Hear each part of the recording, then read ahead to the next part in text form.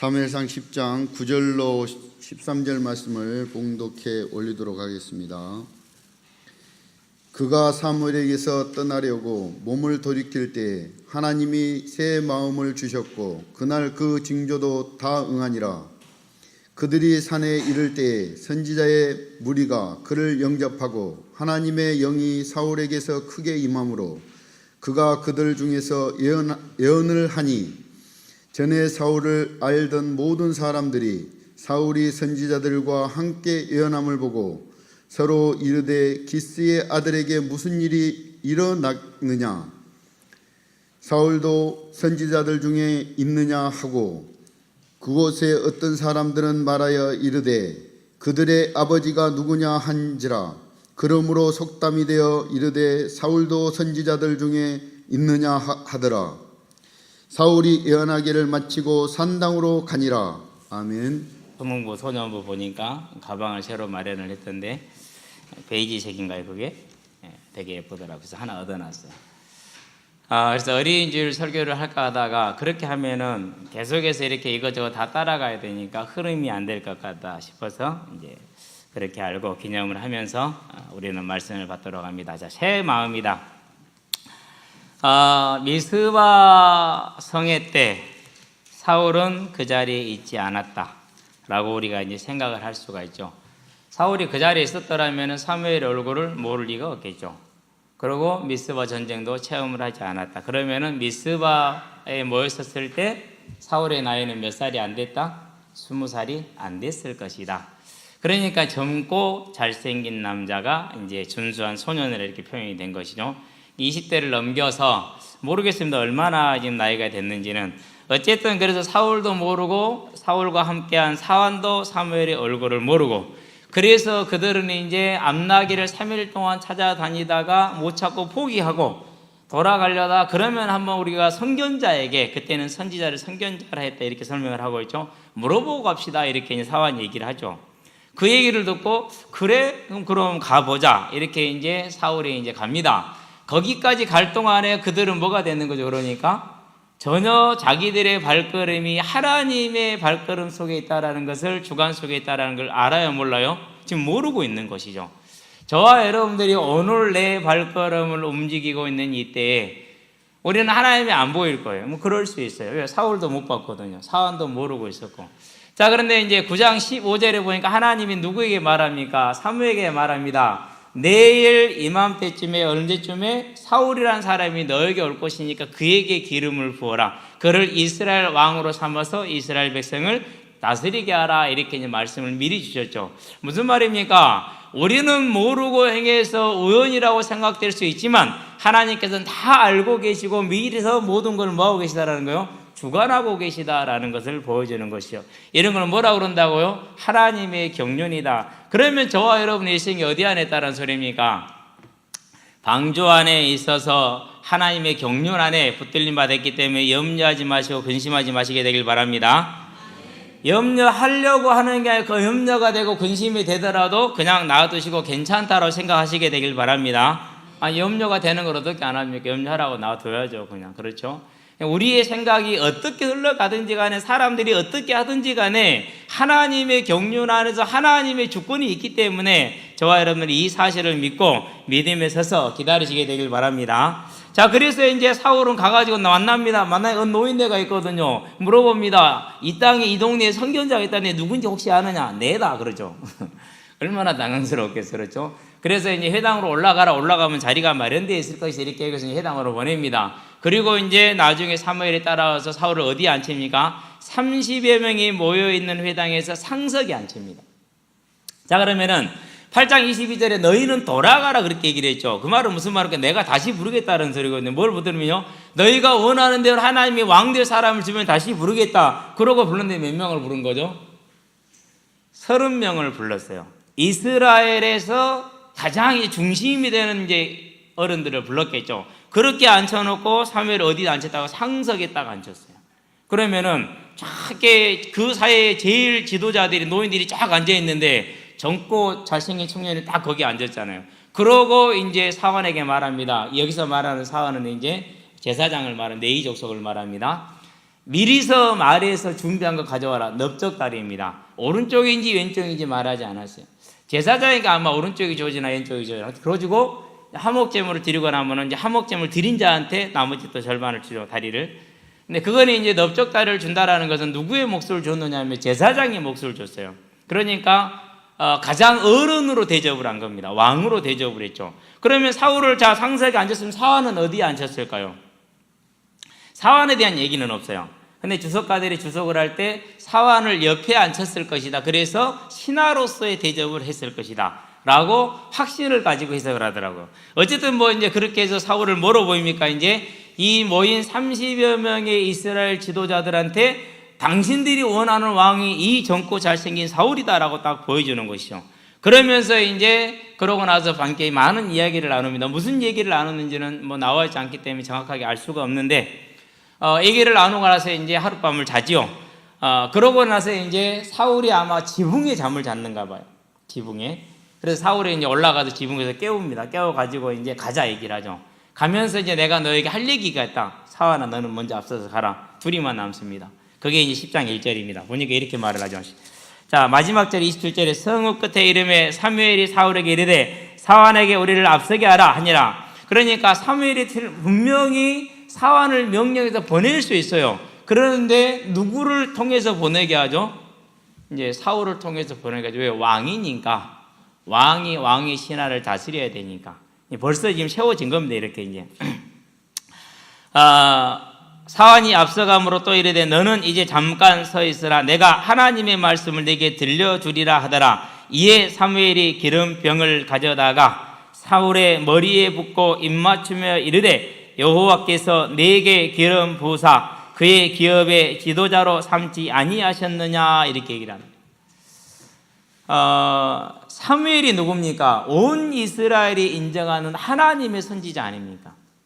그런데 그 사무엘을 통해서 기름을 붓는데 왜 아무도 없는 곳에서 부었을까요? 혼자 얘기하고 그렇죠. 거기에 대해서는 이제 그건 제 개인적인 궁금증이에요. 왜 주석에서는 아무 말도 안 했어요?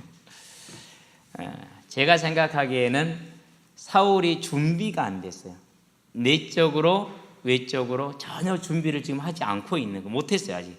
그래서 사무엘이라는 모두에게 인정받는 선지자를 통해서 먼저 기름을 부어줌으로 마음의 준비를 시키고 그 준비를 해서 세 가지 징조를 얘기를 해주죠.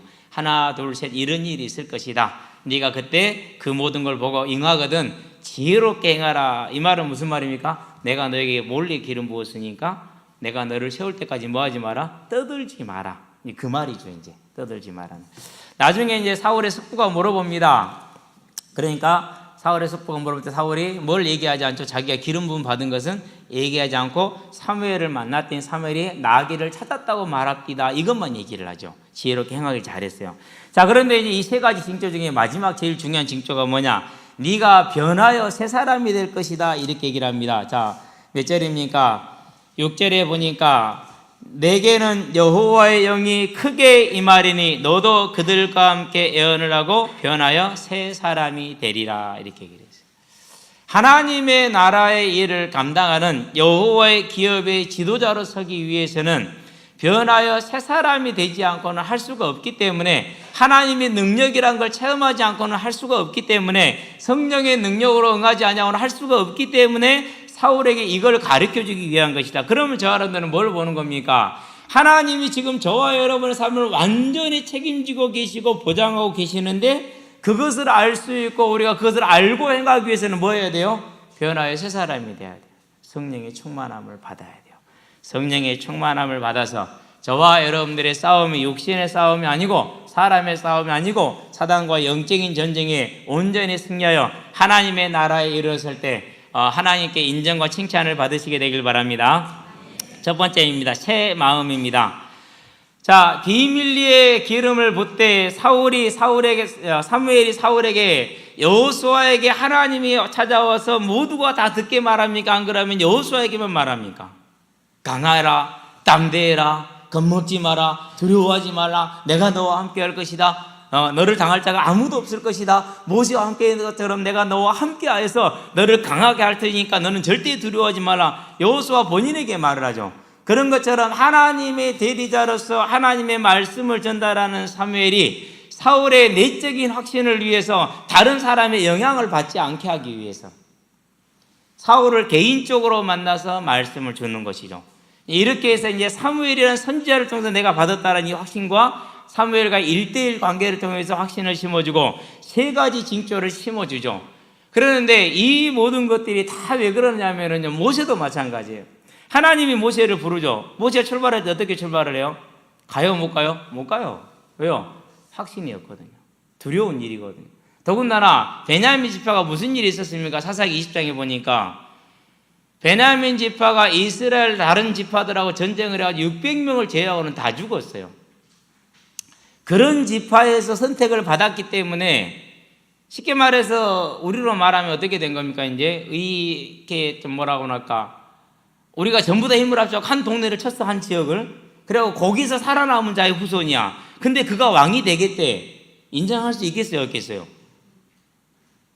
그렇잖아요. 이게 얼마나 사울의 마음속에서 왕은 하고 싶은데 현실적인 어려움이 있고 갈등이 있었겠어요.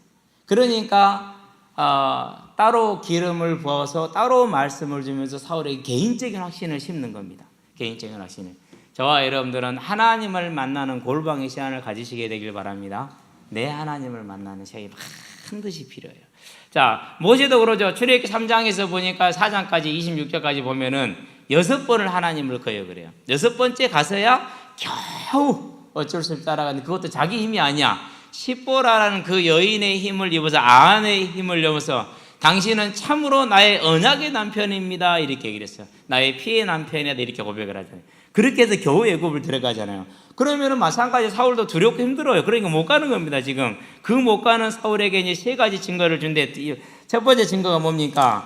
2절에 보니까 네가 오늘 나를 떠나가다가 베냐민 경계 셀사에 있는 라헬의 묘실 곁에서 두 사람을 만나리니 그들이 내게 이르기를 네가 찾으러 갔던 암나기들을 찾은지라 네 아버지가 암나기들의 염려는 놓았으나 너희로 말미암아 걱정하여 이르되 내 아들을 위하여 어찌하려 하더라 할 것이요 이렇게 얘기했어요.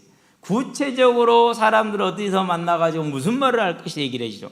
그 다음에 또 말합니다. 그러고 가게 되면은 네가 거기서 더 나아가서 다볼 상수리 나무에 이르면 거기서 하나님을 배우려고 베델로 올라가는 세 사람을 만나리니 한 사람은 염소 새끼 셋을 이끌었고 한 사람은 떡 세 덩이를 가졌고 한 사람은 포도주 한 가죽 부대를 가진 자라 그들이 내게 문안하고 떡 두 덩이를 주겠고 너는 그의 손에서 받으리라.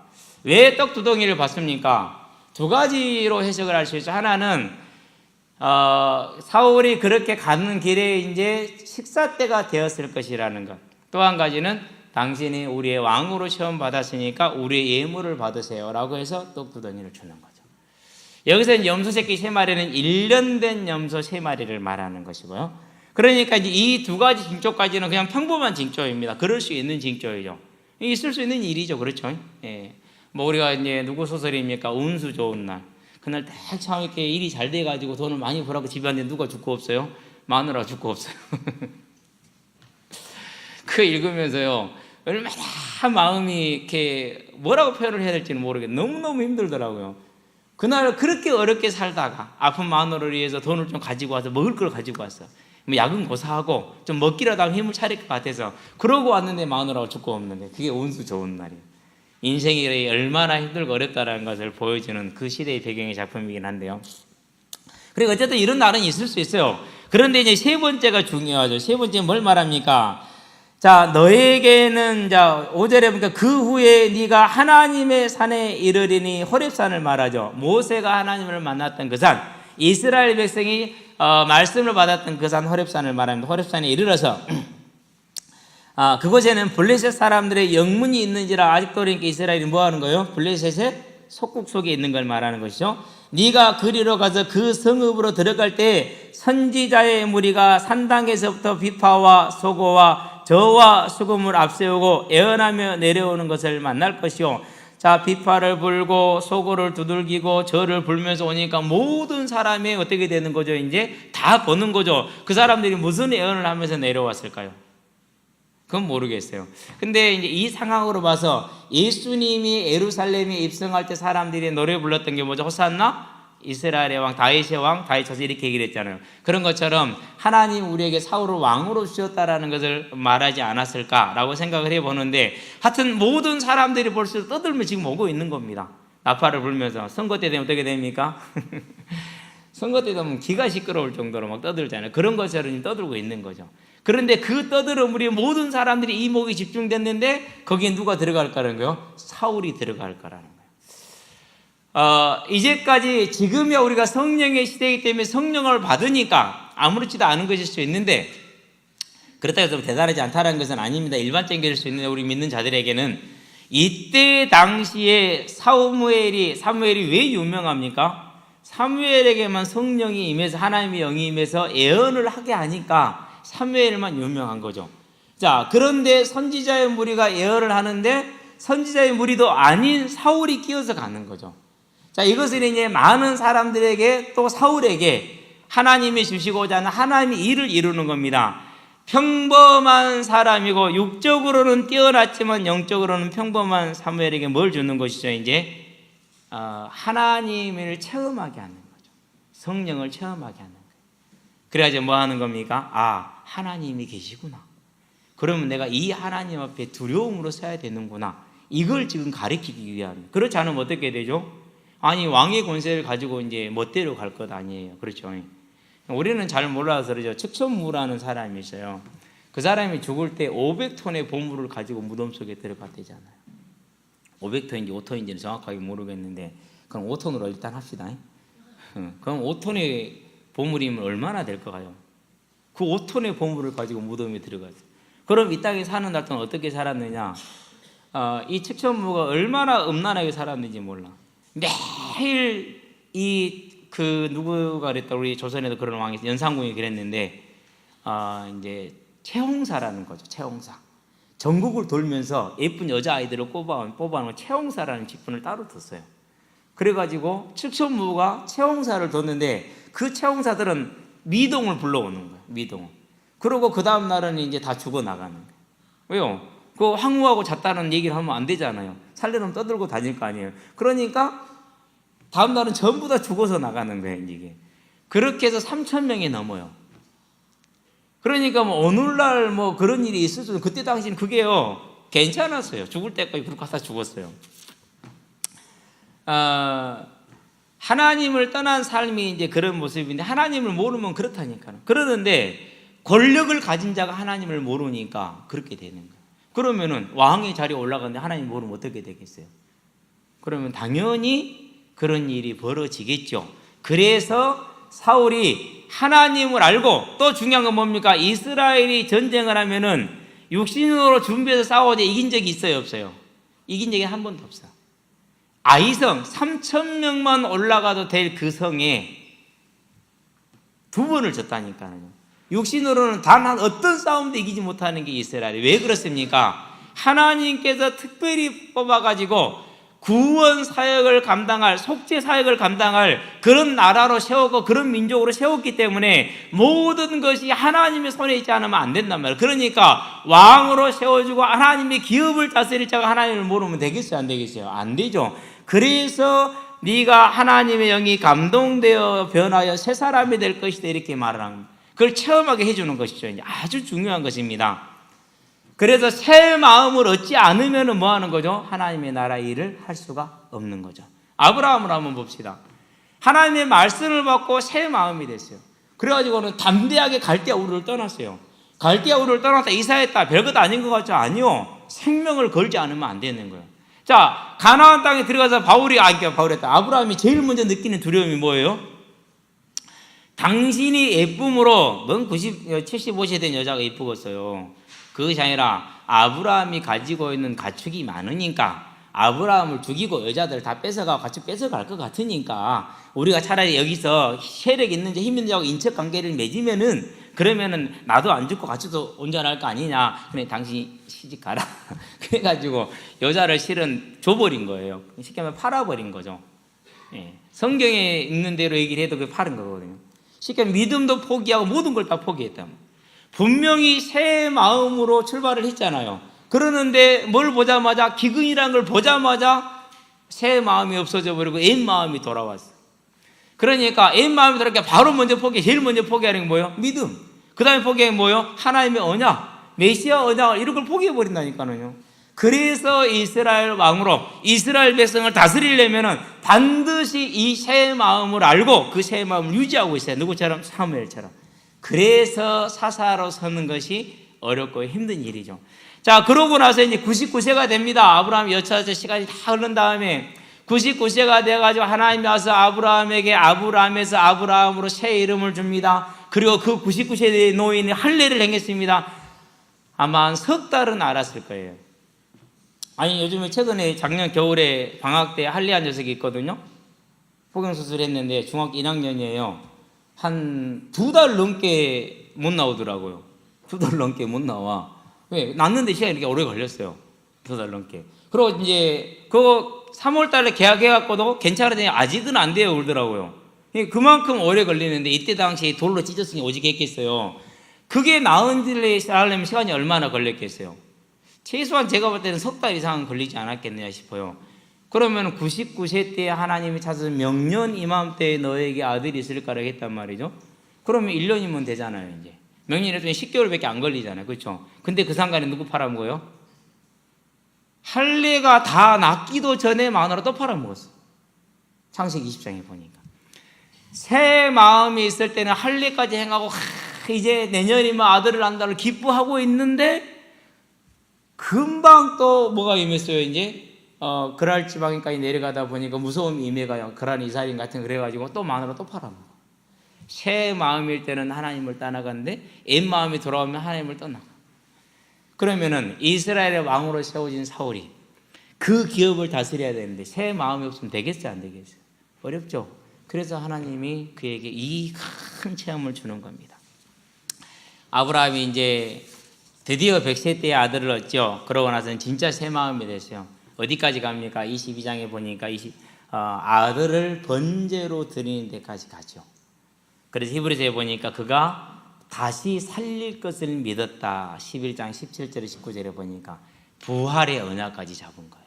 어마어마한 믿음 가운데 들어가서 그 뒤를 안 늘려서 하나님이 사울에게 이 세 번째 체험을 주시는 것은 그것을 원하심이죠.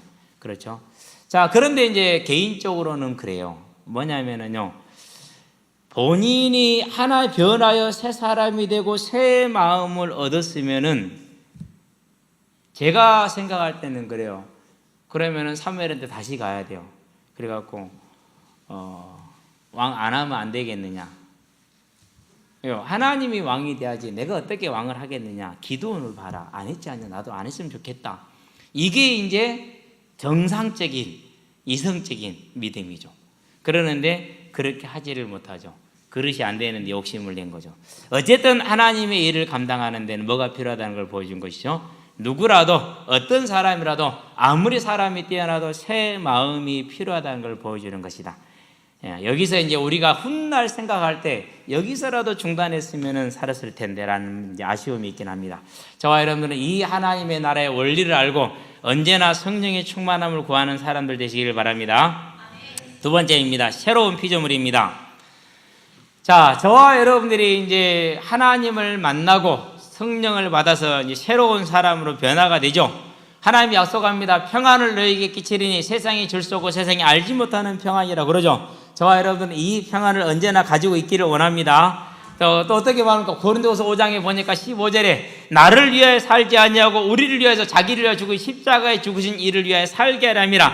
하나님을 위해 살게 함이라 이거죠. 변화된 삶을 말하는 것이죠. 그래서 저와 여러분들은 힘들어도 어려워도 즐거운 가운데 소망 가운데 하나님의 길을 가지요. 이건 저와 여러분들의 마음이죠. 가기를 원하죠. 그렇죠. 그러는데 내가 원하고 바란다고 해서 이번 주 찬양대에 올라왔던 거기 원하고 바라옵니다라는 그런 찬양이었는데 한 표짜리 떨어졌죠. 이제 원하고 바란다고 해서 돼요, 안 돼요? 안 되죠. 왜요? 사람의 일이라면은 꿈은 이루어진다라고 말을 할 수가 있어요. 꿈은 이루어진다. 그리고 그런 증인들이 참 많아요. 예. 그래서 이제 뭐라고 할까, 성공한 사람들의 그 글들을 읽어보면은 이런 꿈을 꿨는데 이런 어려움을 이기고 나갔더니 이루어지더라, 이제 이런 것들이 이제 많이 하죠. 뉴욕타임즈의 편집국장으로 일하는 한 소년이 있었어요. 편집국장에 대한 한 소년이 있었는데 학교를 못 다녔어요. 왜 학교를 못 다녔냐? 가난해서. 그래서 이제 구두 닦기를 하고 있는 거예요. 구두 닦기를 하다가 이제 그 신문사의 편집장 구두를 닦게 됐어요.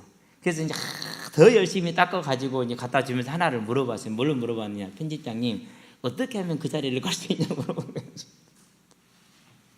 그러니까 네가 그런 뜻을 정했으면은 포기하지 말고 끝까지 노력해라, 이렇게 얘기를 했어요. 그래서 포기하지 않고 끝까지 노력한 결과 결국 그 자리 편집장이 되는데 최연소 편집장이 되었다라는 게 이제 우리 애들이 보는 이제 뭐라고 할까, 그 뭐 진로 지도 책에 있잖아요. 그게 나와 있더라고요. 그 영혼은 어디로 갔을까요? 천국으로 갔을까요? 지옥으로 갔을까요? 그렇죠. 중요해요. 세상은 그렇게 하는 사람이 간혹가다 있어요. 그런데 하나님의 나라는 그렇게 해가지고 되는 게 아니죠. 우리가 원한다 할 때라도 뜻대로 돼요, 안 돼요? 안 되죠. 자, 감람산 위에서, 갈보리산에서 이제 제자들이 예수님과 함께 있습니다. 그래가지고 예수님이 이제 너희들이 오늘 다 나를 버리고 도망갈 것이다 그러자니까 우리가 죽기까지 주님을 떠나지 않겠나이다. 생명 걸었습니다. 그렇게 이제 하시오. 그러고 나서 56절에 보니까 어떻게 되죠? 다 버리고 도망가 버리죠. 그렇죠. 그러면 버리고 도망가기를 원했겠어요? 안 원했겠어요? 원하지 않았죠. 근데 뭐 했어요? 무서워서 못한 거죠. 그렇죠. 자, 그런 다음에 이제 상당히 좀 뭐라고 할까, 왈가닥한 사람이 있죠. 베드로라고. 뭐라고 말합니까? 이것들 다 버려도 나는 안 버립니다. 그렇게 얘기를 했어요. 베드로를 쳐다보고 예수님을 씩 웃으면서 네가 오늘 밤 다 굴기 전에 3번 나를 부인할 것이다. 베드로가 할 말이 없잖아요. 그러고 정말로 마태복음 26장 69절 75절에 보니까 3번째 딱 부인했는데 예수님 눈이 딱 마주쳤네. 그런 다음에 그때 뭐가 울죠? 꽃기하고 우네. 그 닭은 몇 번째 닭이냐면 첫 번째 닭. 2시 한 20분경에 우는 닭. 보니까 닭이 3번 울더만요. 2시, 3시, 4시. 오늘 아침에는 알람 분명히 안 껐는데 안 들렸어. 닭이 울길래 저놈 닭들이 저렇게 울지? 3시인가 4시인가 일어나서 보니까 5시야. 네.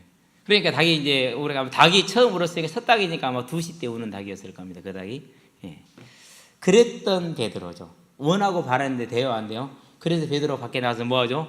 심히 통곡하더라 그랬어요. 얼마나 이렇게 마음의 갈등이 심했겠어요. 그 주를, 그 사랑하는 주를 3번이나 부인했는데 아팠겠죠. 그러던 그들이 어떻게 바뀝니까? 성령을 받고 나니까 바뀌죠. 어떻게 바뀌어요? 잡혀갈 수 있고 죽임을 당할 수 있는 상황에서, 실은 그러는데 1세기에는 핍박이 심하지 않았어요. 핍박이 안 심했어요. 네로 황제 다음에, 그 다음부터 이제 세계적인 핍박이 임하지, 그 전에는 별로 핍박이 안 심했어요. 역사가 그걸 증명을 하고 있으니까.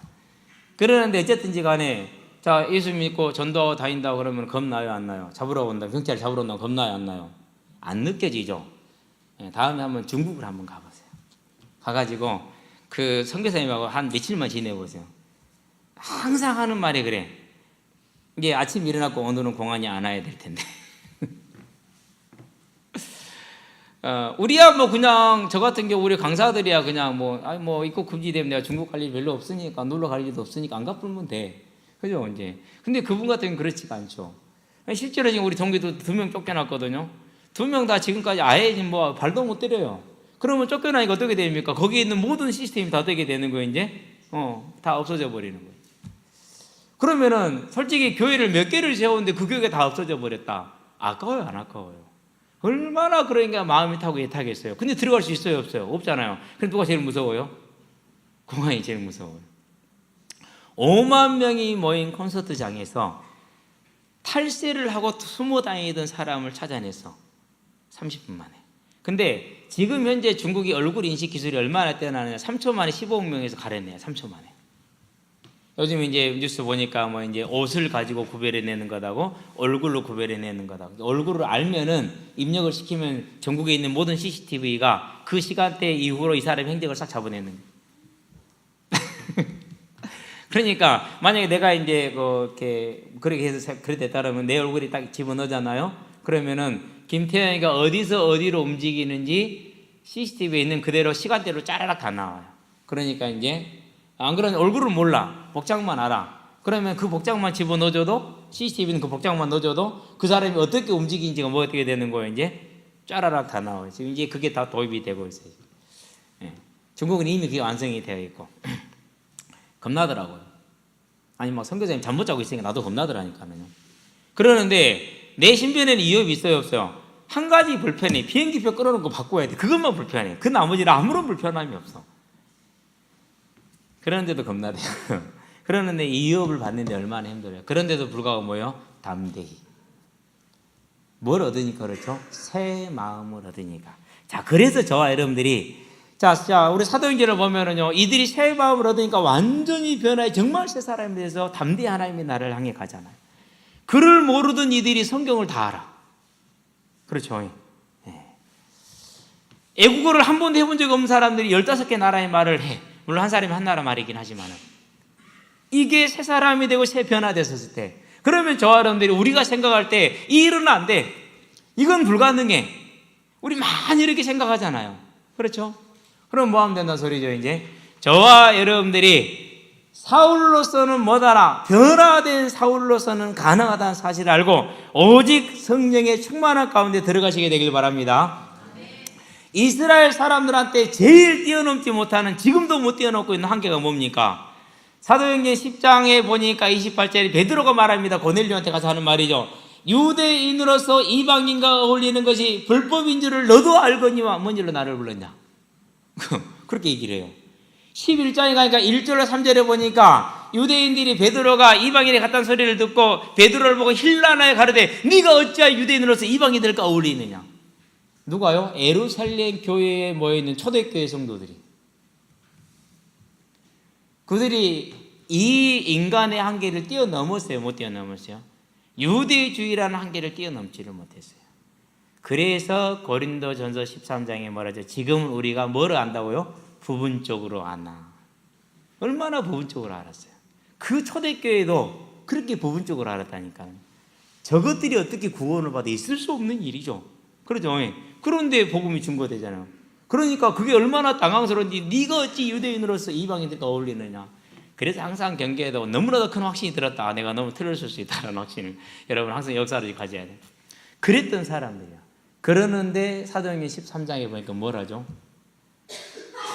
주를 섬겨 금식할 때. 그럼 왜 주를 섬겨 금식합니까? 이 복음을 본격적으로 이방에 전하자 라고 그 유대인으로서 깰 수 없는 그 틀을 깨고 뭐로 가능한 거예요? 그게요? 사람의 결단과 지식으로 가능한 게 아니라 오직 성령의 역사로 말하면서. 그래서 3절에 보니까 주께서 이르시되 내가 시키는 일을 위하여 바나바와 바울을 따로 세우라니 그들이 금식하여 기도하고 세워서 보내니라 그랬어요.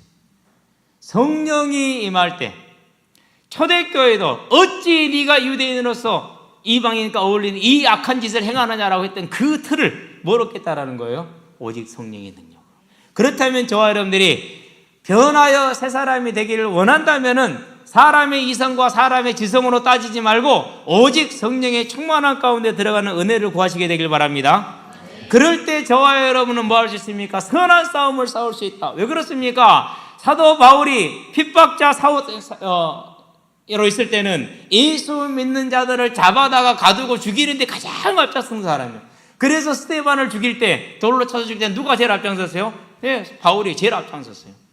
그랬던 그가 교회에 돌아오니까 하나님의 영을 받은 새 사람으로 변화된 교회는 그를 받아들였죠. 그렇죠. 또 그랬던 그가 새 사람이 되니까 핍박자들 전도자로 돌아섰죠. 얼마나 놀라운 변화입니까? 저와 여러분들은요, 사람으로서는 할 수 없어도 하나님으로서는 할 수 있느니라. 이게 우리의 믿음이 되게 하기를 바랍니다. 고린도 교회를 보게 되길 바랍니다. 자기들을 지도해서 자기들을 양육했고 자기들을 지금도 섬기고 있는 바울한테 뭐라고 그럽니까? 너는 사도가 아니잖아 이렇게 얘기를 합니다. 그러면서 너는 맨날 돈만 밝히잖아 이렇게 얘기를 합니다. 그래서 뭐라고 누구들이 나한테 한번 성경비 대줘본 적이 있냐 이렇게 얘기를 하잖아요. 실제로 고린도교회 그렇게 얘기를 했기 때문에 그렇게 얘기하는 거예요. 이제. 그런데 그런 교회를 향해서 성령의 충만을 받아서 변화의 새 사람 된 사도 바울이 하는 말, 고린도서 1장 8절에 뭐라고 그럽니까? 하나님께서, 우리 주께서 너희를 그리스도의 날에 흠잡을 것이 없는 자로 세웠거든 내가 뭐 하노라? 믿노라가 아니야, 확신하노라, 이렇게 얘기해요. 변화의 새 사람 돼서 새로운 피조물의 사명을 감당하시게 되길 바랍니다. 결론입니다. 천국 복음입니다.